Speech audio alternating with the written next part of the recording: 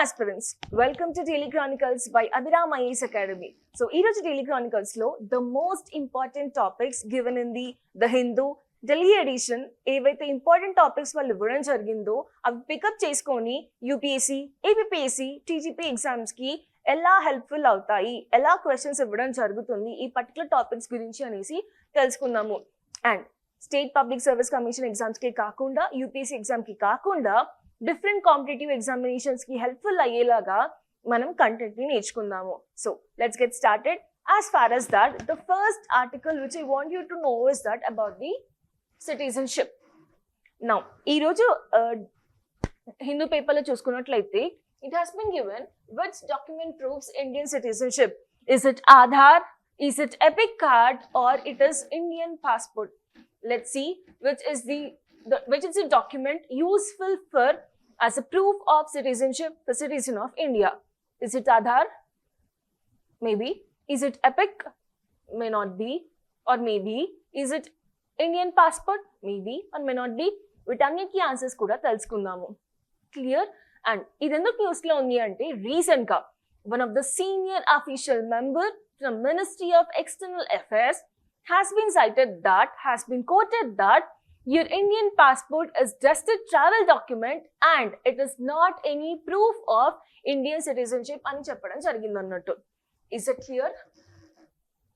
So the news is that the Minister of External Affairs clarified that Indian passport is just a travel document and not a conclusive proof of Indian citizenship అని చెప్పడం జరిగింది. మరి proof of Indian citizenship ఏంటి?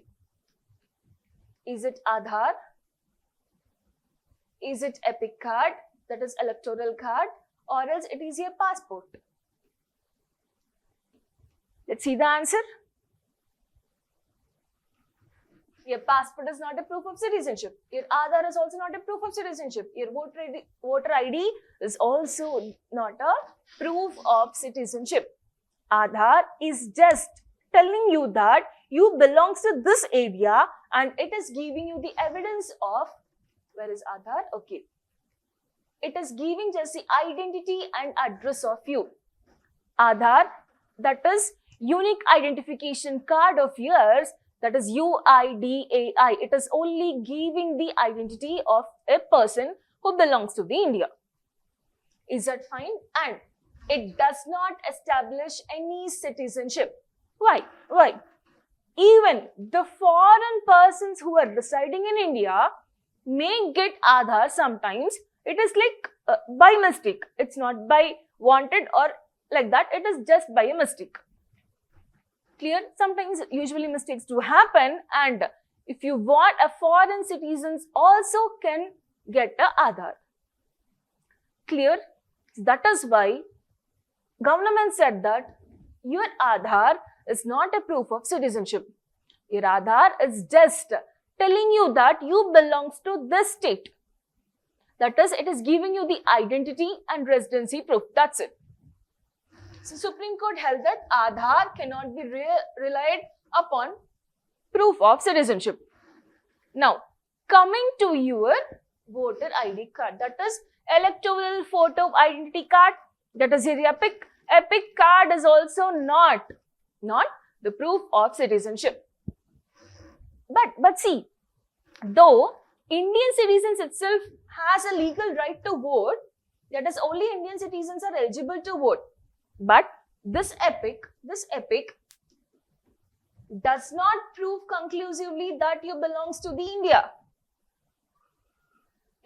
It doesn't give any validity that or any proof that you belongs to India. Because as I before quoted that even foreign persons ki kuda electoral ID వచ్చే అవకాశం ఉంటుంది. That's by mistake. Okay. It only creates a presumption of citizenship which can be challenged through other legal procedures also.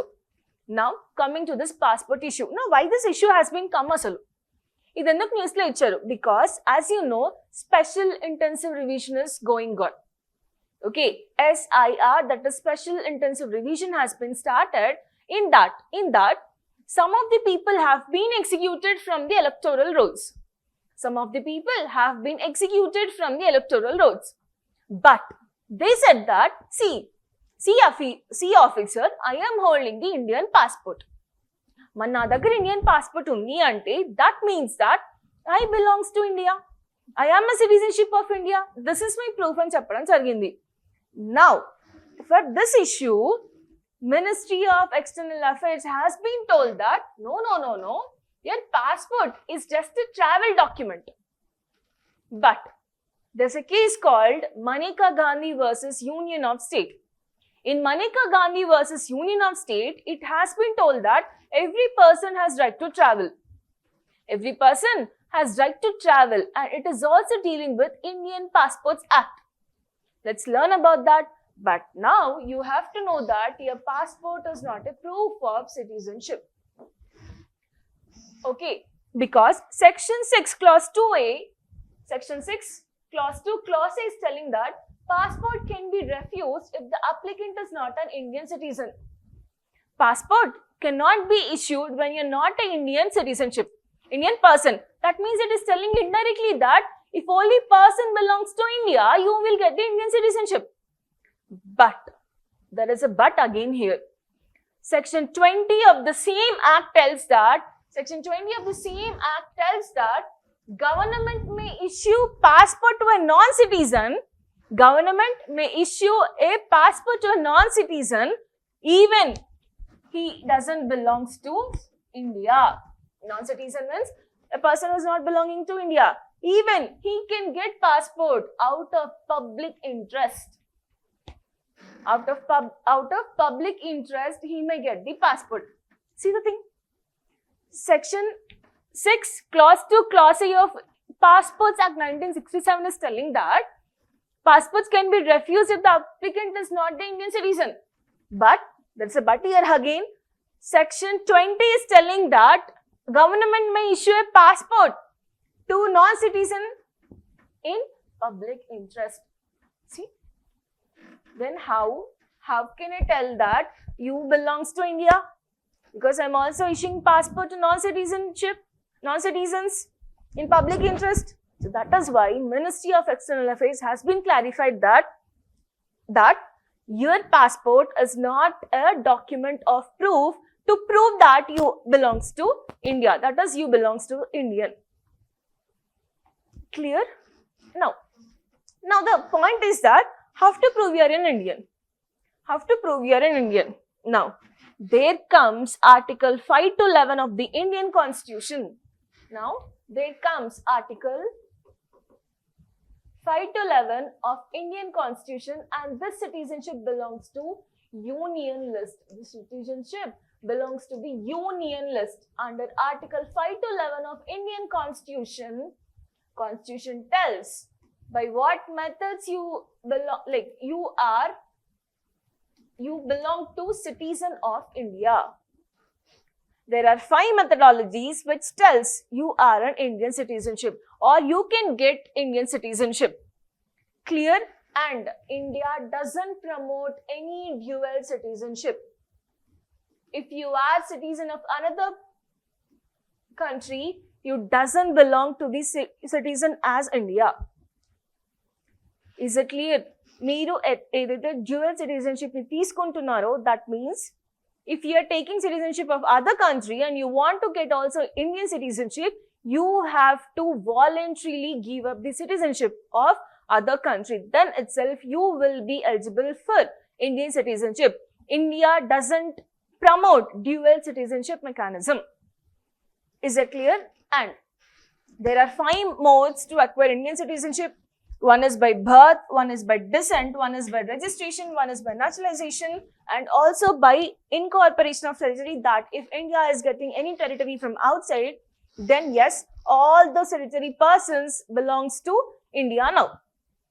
So 5 modes, one is by birth, one is by naturalization, one is by registration, one is by descent, and the other is by the incorporation of territory by India. Clear? Now, what is the difference? Can you see here? By birth. First by birth, let's see. Shift from just soily to just sanguineous. That means just soil ante evaraithe India lo puttaro or soil lo puttaro. But now it has been changed to any blood relations present in India, if you want to be that Indian citizen, if any blood relation is present in India, that is your mother or father, then also you can acquire the Indian citizenship. As far as that, the persons who have been born from 26 January 1950, that is the Constitution Day. Is it Constitution Day? No, it is Republic Day. Then what is Constitution Day? 26 November 1950, where the Constitution has been got adopted. Clear? Now, what is 26 January 1950? It is your Republic Day. It is your Republic Day where the Constitution been come into the force. 26 January 1950 to 1st July 1981, who are born in between this period, they are automatically the Indian citizens. And here see the thing, parents may belongs to any other country, but if that person has been born in 26 January 1950 to 1st July 1987, then yes, that person belongs to India and he will get the citizenship of India. And if the person has been born in 1987 1st July to 2004 3rd December, born on 1st July 1987 till 3rd December 2004. Now, how this person can get the citizenship? That is, if at least any parent, at least one of the parent must belongs to the India. That is, he is having Indian citizenship. Either of the parents, at least one, if they are having, one is the citizen of India, the child will also get the citizenship of India. This is from 1st of July 1984 to 3rd of December 2004. Now, who are born after 3rd December 2004, they will get Indian citizenship when? One parent must be an Indian citizen and other parent, they should not be any illegal migrant. This is by the birth. Who are born on 26 January 1950 to 1st July 1987, they will become automatically the citizen of India. And now who are born after 1st July 1987 to 3rd December 2004, they will be getting the Indian citizenship if at least one of the parent is Indian citizen. And ante kakunda 3rd December 2004 tarvata puttina vallu evaraithe unnaro వాళ్ళకి citizenship రావాలి అనుకుంటే at least one of the parent should belongs to the India. And in the meanwhile, other parent should not be any illegal migrant. This is by birth. Remember this. This is very important for your exam. And next, by descent. Descent ante enti? Born outside India. He is born outside India and their parents are Indian parents. కానీ ఇక్కడ మనం registration చేసుకోవాలి. Decent అంటే ఏంటి అంటే parents are Indian citizens but they have been brought in another country అని అనుకున్నప్పుడు వాళ్ళకి ఎలా ఇండియన్ సిటిజన్షిప్ వస్తుంది అంటే they have to go for the register counsellor register for births after ఇక్కడ అనుకున్నాం కదా 3rd December 2004 వీళ్ళకి కూడా సిటిజన్షిప్ ఇవ్వడం జరుగుతుంది. ఎలా? One of the parent must belong to the Indian citizen and other parent should not be an illegal migrant. Ikkada manam descent, born outside the country. The child is born outside the country but we have to register with the counselor register. Is that fine? Next. By registration and naturalization. By registration naturalization, ఇది ఏంటి అంటే naturalization ఏంటి అంటే if you want Indian citizenship, you must be present in India for around 14 years and in the meanwhile 11 months you have to serve to the country. And in the 11 months meanwhile you have to serve to the country. So 14 years adu undadam and next generally it is 12 years but 12 to 14 years. And registration this is available for the persons of Indian origin, spouses of citizens and foreign nationals meeting the residency requirements generally for 12 years. This is for both for registration and also for the naturalization. Registration, you have to come here and register. You have to give up the voluntary citizenship of the other country if you belong there and you can acquire here citizenship. And naturalization kuda you have to be present here for 12 to 14 years and in the meanwhile 11 months you have to serve to the country. Is that fine? And also by incorporating of other territories, that is if India is incorporating the territory of other country, then all the persons who have been in that territory will automatically become the Indian citizens.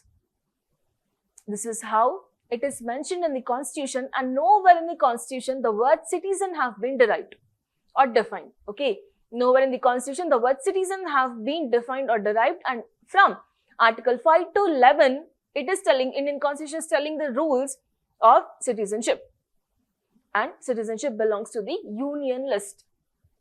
Is it clear? So neither your Aadhaar, neither your passport nor your EPIC, that is electoral photo identity card, are the proofs of citizenship. Actually, article chala baga icharu. I want you to read the article once. There is very good points you can use for your mains answer writing also. First, he is given, it is a new development that a passport cannot be used as a document to prove Indian citizenship. They have been mentioned why it has been come into the issue, because special intensive revision of elections is going on. Next, section 6 clause A, it has been mentioned, that is Passports Act gurinchi mention chesinapudu section 6 gurinchi, section 20 gurinchi mention cheyadam jarigindi. And next, can the Aadhaar card be used to prove Indian citizenship? It has been given no, because in its judgment of May 27 this year, when the Supreme Court upheld the constitutional validity of SIR, that is Special Intensive Revision, SIR, it held that an Aadhaar card doesn't constitute proof of citizenship and therefore cannot be relied upon that purpose. Clear? Does a voter ID prove Indian citizenship? Again, it's a no. Voter ID is also not proving your Indian citizenship, because in the case of Lal Bahu Hussain versus Electoral Registration Officer, the Supreme Court unequally held that the electoral whose names appear on electoral roll are entitled to a presumption of citizenship, and this presumption cannot be displayed except by following procedure prescribed by the law. There are certain exceptions for your Aadhaar, for your passport, and for your EPIC card also, that is voter ID card also. Even sometimes foreign nationals or foreign citizens can acquire these three. But what is proving your citizenship is citizenship law. Okay. Now, what is the citizenship law? Let's see. Can you see? The laws mentioned in here. So, what document proves citizenship? There is no legal document supporting your citizenship. But by birth, by descent, by naturalization, by registration, by incorporating territory, that is foreign territory, you will be getting the Indian citizenship. Is that clear? Under the Citizenship Act, the citizenship can be acquired by birth, by descent, by registration, and by naturalization, and also by incorporation of territory. We have seen this, we have explained this, and the exam ki chala important. Citizenship coming under union list under Article 5 to 11, which is mentioned in the Indian Constitution. Clear? Is this clear? Remember this, it is very useful for the exam, and also mains lo adige chances kuda untayi. Now, going for the other, let's move to the first page again. And in the first page, a cute article have been caught my eye, that is about the two rhino kids playing against each other. And for the exam, species and news adugutar kada konisala species adugutar kada news lo unnadi. Now, let's talk about greater one-horn rhinoceros. Greater one-horn rhinoceros, where they are present. Let's see. Let's check that out.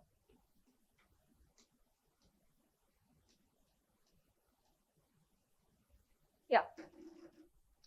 So, paper lo em icharu ante greater one-horn rhinoceros calves play on higher ground at Pabitara Wildlife Sanctuary. Now, where is this Pabitara Wildlife Sanctuary located? It is located in your Assam. So, exam lo adgali anukunte ela adugutaru ante either characteristic features of greater one-horn rhino aina ivvachu, leda ilanti wildlife sanctuaries in which part of location or which part of state they are located ani ivvadam jarugutundi annattu. So, let's learn from the preliminary point of view. Greater one-horn rhinoceros. Greater one-horn rhinoceros. Now, where they are located? Their habitat is mostly grasslands, swampy areas, or riverine ecosystem. మీకు క్లియర్గా నేను రాయడం జరిగింది చూడండి. Where they are located, where is the habitat? They are located in grassland areas. They are located in swampy areas, that is muddy regions, and they're also located in riverine ecosystem. Is that clear? And now, where are the distribution located? It is almost located in your India and Nepal regions. India, Nepal regions, and in characteristic feature enti ante, out of 3 Asian rhinoceros present, this greater one-horned rhino is the largest among those 2 other rhinoceros. Is this clear? See, out of 3 rhinoceros species present in India, not in India, in Asia, the greater one-horned rhino is the largest among other 2 species. That is one of the characteristic feature. And now where they are located, what is their habitat? Grasslands, swampy areas, and also your riverine ecosystem. Is it clear? In India, especially where they are found. They are found in the regions of Assam. That is 70% of the greater one-horned rhino is present in your Kaziranga National Park, which is located in your Assam. The next, Pabitaro Wildlife Sanctuary. The next, Orong Wildlife Sanctuary. Clear? Next, Manas National Park. అయితే ఇక్కడ గుర్తుంచుకోండి, Orang national park speciality ఏంటి అంటే there you can find hull-log gibbons. Clear? It is one of the apes, one of the species of the ape. Is it clear? అంతేకాకుండా అస్సాం ప్రాంతంలోనే కాకుండా west Bengal రీజియన్లో చూడొచ్చు మీరు, అండ్ ఆల్సో ఉత్తరప్రదేశ్ రీజియన్లో కూడా చూడొచ్చు. West Bengal, where you can see in West Bengal, Jaldapara National Park and Gorumara National Park లో చూడడం జరుగుతుంది అన్నట్టు. You can observe the greater one-horned rhino there. Is it clear? This is about greater one-horned rhinoceros. And coming to the conservation status, IUCN, International Union for Conservation of Nature, Red list lo, this is placed under vulnerable criteria. IUCN no, this is placed under vulnerable criteria.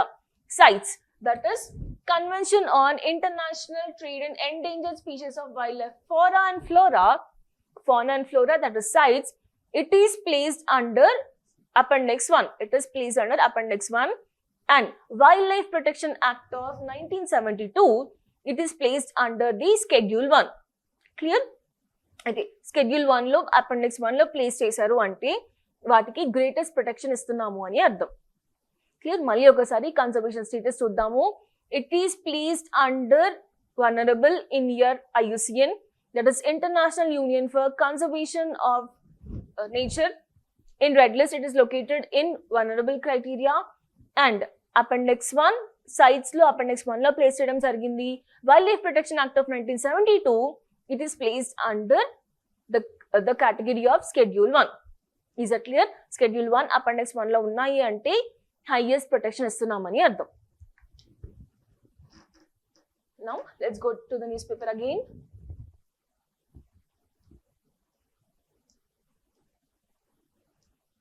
Somewhere in the newspaper I also mentioned about Asiatic elephants. So let's learn about that too.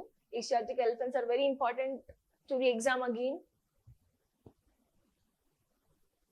There are multiple different articles also. Please do read that. They're important for the exam. Okay, where is the article? Yeah. How saving elephants help forests breathe easier. It is telling that we have to, if we want to protect the forest, first we have to conserve and we have to protect the elephants. As part of that, Asiatic elephants గురించి mention చేయడం జరిగింది. అయితే ఎగ్జామ్లో మళ్ళీ same ఎలా అడుగుతారు అంటే దాని హ్యాబిటెట్, దాని క్యారెక్టరిస్టిక్ ఫీచర్స్, అవి ఎక్కడ లొకేట్ అయి ఉన్నాయి, ఇప్పుడు ఎలా ఎస్టిమేట్ చేస్తున్నాం పాపులేషన్ ఆఫ్ ఎలిఫెంట్స్ అని కూడా అడగడం జరుగుతుంది అన్నట్టు. So let's have a look.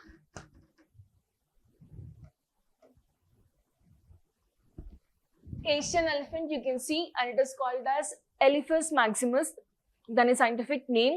And being characteristic feature enti ante same, it is largest land mammal in Asia. It is largest land mammal in Asia. Is it clear? And distributed across 13 countries within your Asia. Within your Asia, it is distributed throughout the 13 countries. And characteristic features అన్నాను కదా, inhabited ఎక్కడెక్కడ చూడొచ్చు, almost at your wet tropical evergreen forest, tropical deciduous forest, dry deciduous forest అయితే గుర్తుపెట్టుకోండి. The highest maximum population you can see at your tropical deciduous forest, and as part of that you can see in your Karnataka region more. And semi-arid thorn and shrub forest, grasslands also you can see them. And see, 13 countries annam kada, and within India it is very fragmented. You can see in South India, North India, Central India, and also Northeast India. This is important to us. These statistics gurtupettukondi. In Karnataka, you can see the highest number of elephants. Karnataka. Next comes here Assam. Next comes here Kerala. Karnataka, Assam, Kerala.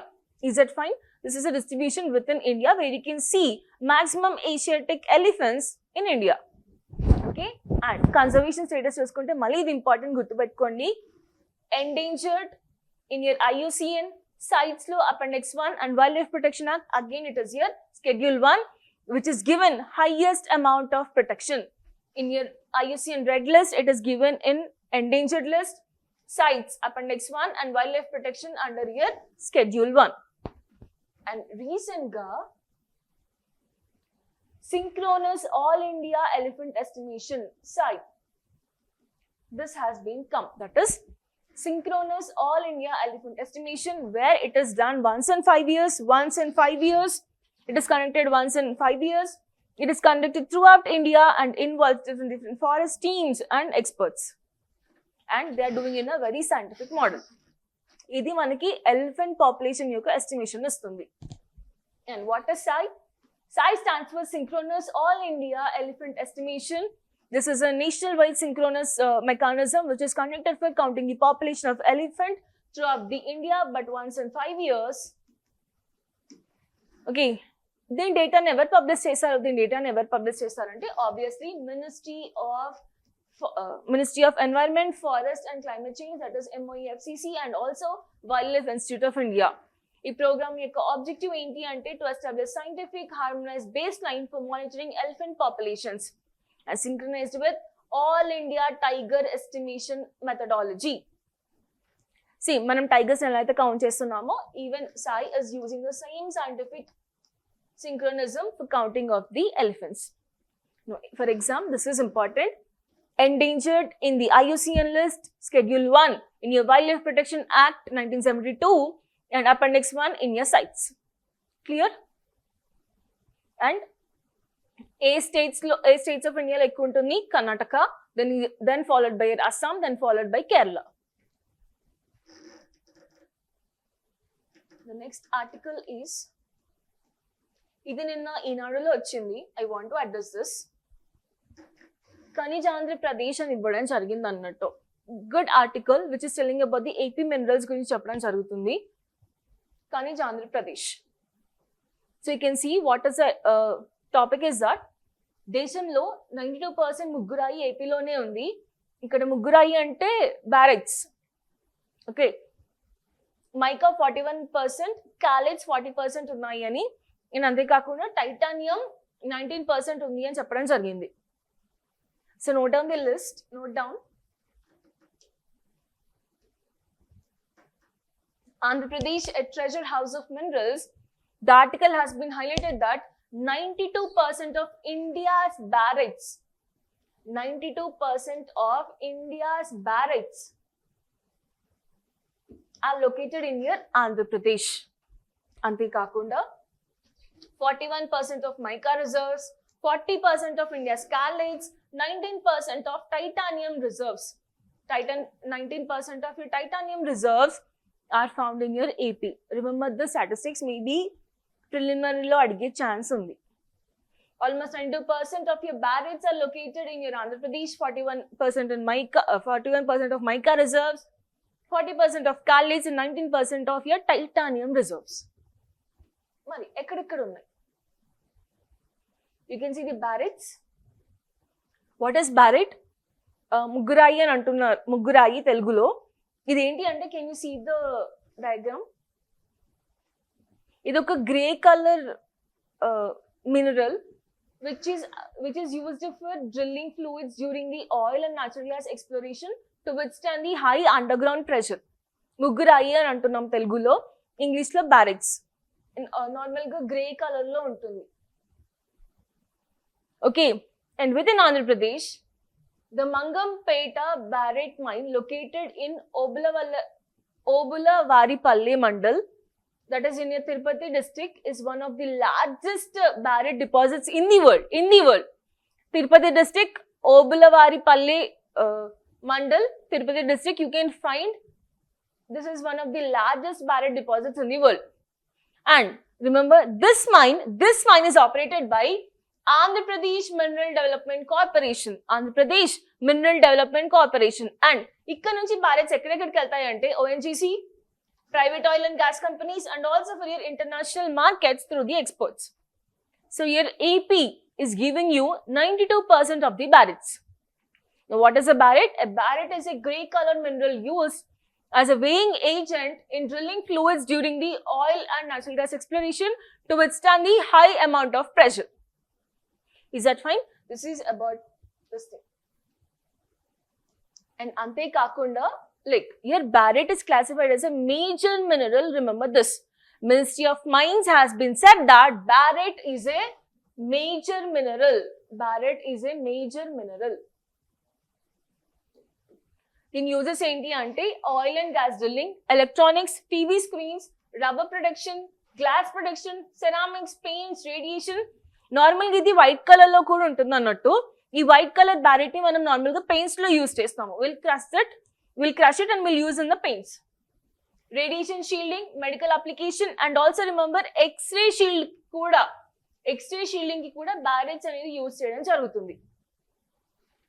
Clear? ముగ్గురాయి అని అంటున్నాను కదా. Now where this is occurred, it is found in limestone and dolostone, often associated with antimony, cobalt, copper, lead, manganese, silver and iron ore. Clear? ఎక్కడ found అంటే mineral limestone లో found అవుతుంది ఇది. And ఇందాక నేర్చుకున్నాము, India's largest deposit is Mangampeta barite mine, which is found in your Tirupati district, operated by Andhra Pradesh Mineral Development Corporation. Clear?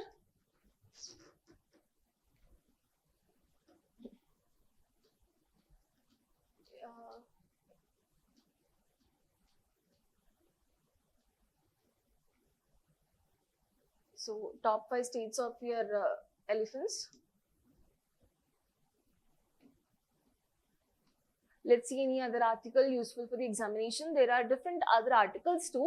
FCRA గురించి కూడా ఇవ్వడం జరిగింది, కానీ నేను ఆల్రెడీ FCRA వేరే డే రోజు ఎక్స్ప్లెయిన్ చేశాను. That also you can find it in our YouTube and Telegram channels too. And moving to the other articles, there are a couple of articles which have been already explained in various other dates. So have a look. As part of that, I have also explained FCRA. Now, what is your FCRA? Foreign Contribution Regulatory. Sorry. మళ్ళీ ఒక అటో చింటూ చూసుకో. And as part of that, there are different couple of articles which have been already explained before. So FCRA గురించి కూడా explain చేయడం జరిగింది. What is your FCRA? Foreign contribution regulation rules, regulation act, foreign contribution regulation act. దీని గురించి before explain చేయడం జరిగింది. And Hindu పేపర్లో ఈ ఆర్టికల్స్ చాలా బాగున్నవి. Prepare that for your examination. They will be very useful. నేనైతే ఏవైతే చాలా ఇంపార్టెంట్ ప్రిలిమినరీ పాయింట్ ఆఫ్ వ్యూలో అవి ఎక్స్ప్లెయిన్ చేయడం జరిగింది. And also citizenship గురించి explain చేయడం జరిగింది. Couple of articles related to species have been also explained, and remaining other articles please have a look, which are very useful for the examination. ఈ రోజు, that is Sunday వచ్చే Hindu paper ని మాత్రం avoid చేయకండి. It will be very useful for you. Thank you. Have a good day.